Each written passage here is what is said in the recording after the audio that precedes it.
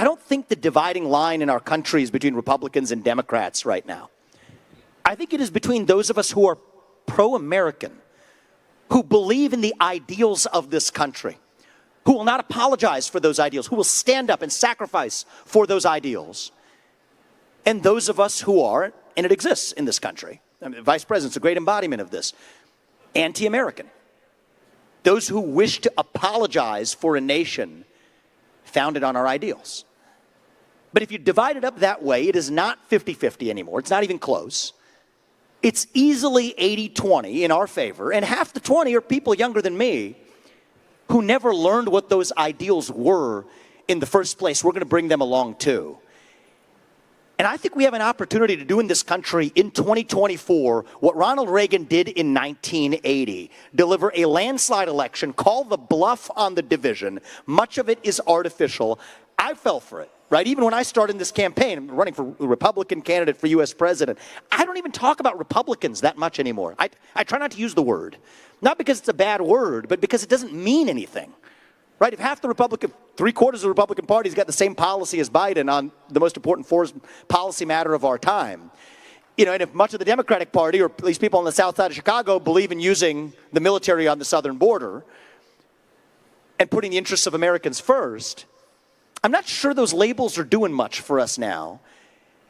And one of the things, I actually just got this stat yesterday from my campaign, 40% of the donors to our campaign are first-time ever donors to the Republican Party in any form ever.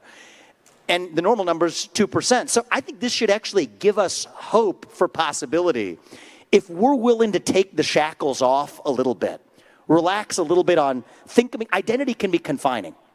Right? The left does this masterfully. You're black, therefore you can't achieve something. You're a woman, therefore you can't achieve something. Identity is confining. You can be imprisoned in the identities that you inherit.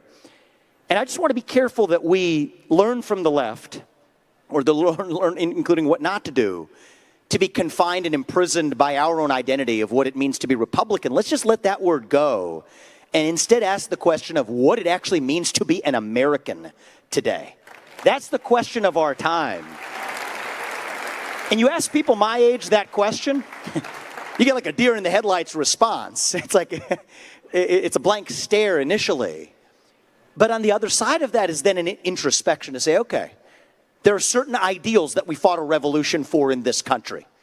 Self-governance over aristocracy, sovereignty as a nation, free speech, meritocracy. That you get ahead in this country, not on the color of your skin, but on the content of your character and contributions.